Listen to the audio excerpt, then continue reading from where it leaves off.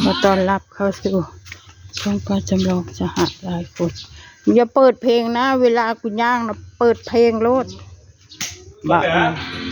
อย่าเปิดมันเข้าช่องกูนี่เปิดไม่ได้บอกครับแม่ติดแดงเปิดแน่เยี่ยมหมูเลยขึ้นมาเดี๋ยวเปิดไม่ได้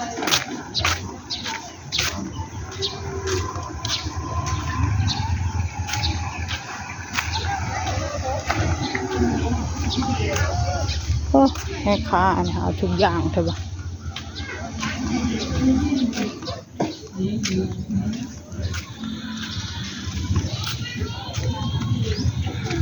มันไม่แหลมมันไม่แหลม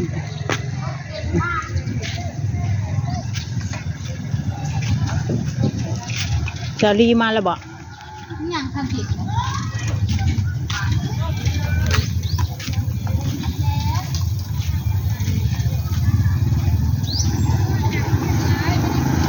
โอ้ย่านี่ทุกใช่ปะปาดเจ้าเขาดีมันมีสีโอไวเด้อเขาดีนะเขามากเพิ่มมากกานะครับช่างยอดเข้าบ่ยอดเข้าบ่ยอดเข้าแล้วบ่โอ้ยแล้ว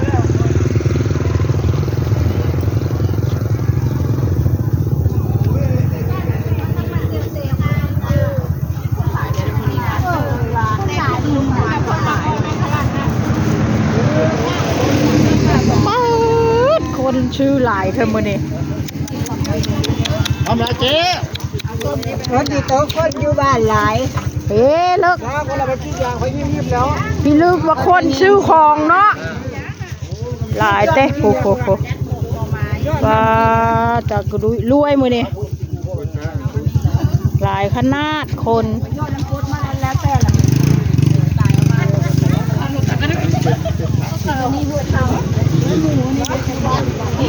อาทิตย์ใส่เบิดแล้ว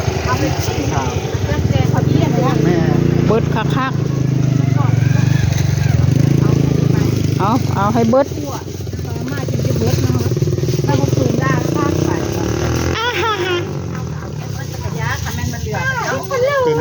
เป็น30เด้อมกปลาเด้อนี่มกปลาใหญ่เด้อ10 บาท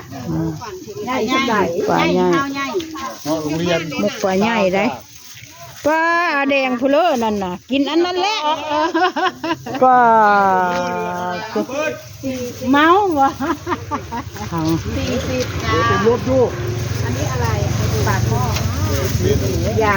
20ตัวนี่นะใครแน่ชื่ออะไรศิลาครับบ่จะซื้อหยังกิน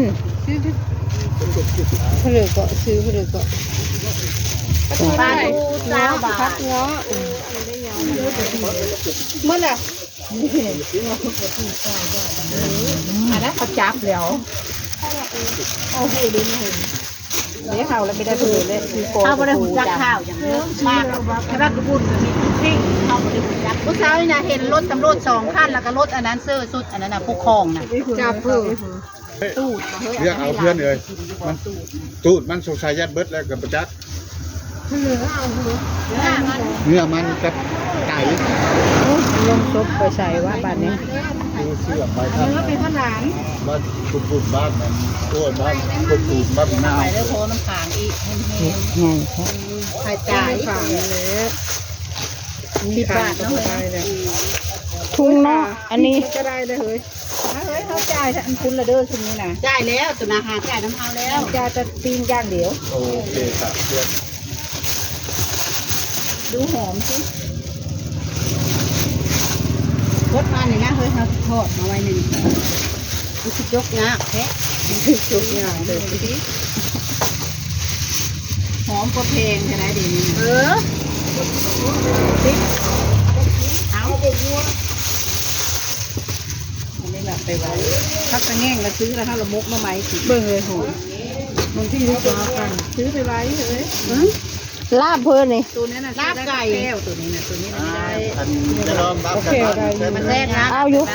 ค่อยก็เอาไว้ถุงมือค่อยไว้กินบอกจ้ะรถเก่งคันเก่าของเธอก็ย่านบ่ได้กินนี่สิ รถเก๋งคันเก่าเจ้าจึงได้จาก เข้าสลัม อยากกินลาบก้อยซอยเซ่ใช่ดี ไม่ได้ไก่ฉันเลยดีจากเธอใช่ไหม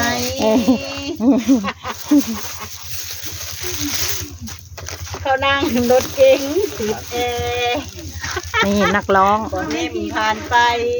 ฉันต้องร้อง บ่มีอหย่างกินกับข้าวเจ้าบ่เดนี่ฮะ มุก กิน เล แต่ ย ต้มอืดแล้วก็แกงเผ็ดนั่นไงเธอ มุกปลา แก บ่ ง นะ เผ็ด จ้าหมกปลา อันนี้คืออะไร อันนี้คือแกงเผ็ดจ้า แกงเผ็ดมั กิน น กับ คือ ข้าวเหนียวเขาจ้า เอาเลย เอาลาบไก่บ้าน เราก็หมดแล้วนะไอ้ด้วยหน้าในนั้นน่ะฉันคิดว่าเธอไปซื้อถุงนะฉันจะบอกให้เธอเอา2 อันนะพรุ่งนี้ฉันจะลงซื้อ อายุบ่ปลาห ขายแล้วไม่มีถุงใส่ไปเลย อืม ำลาบไก่บ้าน เจ็ดเดินแต่เขามี อะไรนะ ปวดหัวเด้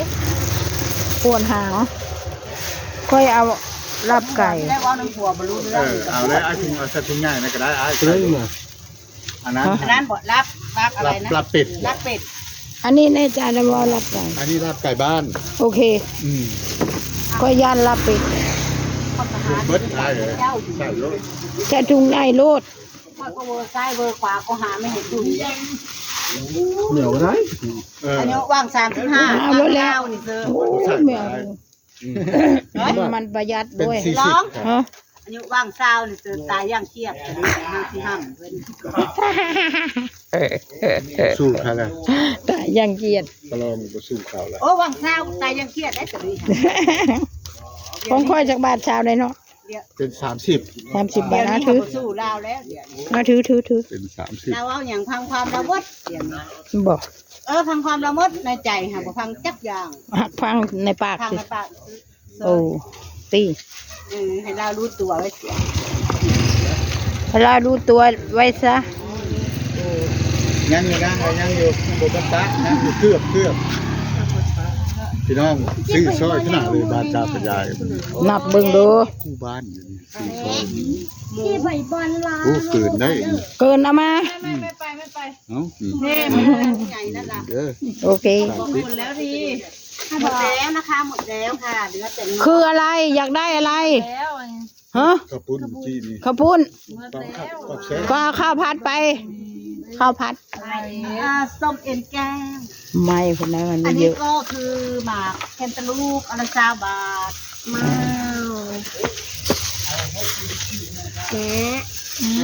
แม่บอกเอิ้นแม่เลย ขอเรานี้เอาไปเอาเลี้ยงเต่าก่อนเอาไปเอาสิเอาไหมนี่เงินพออยู่ว่าเนี่ยเดี๋ยวยังไม่ได้จะมาซื้อโอ้ยน้องราคารถก่อน จากบ้านไว้นะหึป้า ดีเจ้าวะนี่ ประยุพามาให้คนเด้ออีก2-3 มื้ออาทิตย์หน้าเด้อ เอาไปเลย ก็จะไปแกงใส่ไก่นะก็อยากกินโอ้ป้าปานชื่อให้พักกี่หลายแกฮะ ซื้อข้าวควายนี่แล้ว กินโลดเมื่อยว่ะแม่ เอาไปนอนถุงนึงคอยถุงนึง นอนมาแล้วบ่ มาจะถึง บอก เหลือ ป้า อะไร ปาน จะเอาอีกอยู่ อีหลีนะมาแต่หึงบ่ป้า จะเอาอะไรอีกไหมไม่เอาเนาะ โอเค น้ำปลาดุก ตบแล้วโอเคก็จะปิดแค่นี้ค่ะลืมไปเลยกดแชร์กดซับสไครต์กดกระดิ่งให้คุณยายด้วยนะคะขอบคุณค่ะส่องไทยเนาะตะกระดุย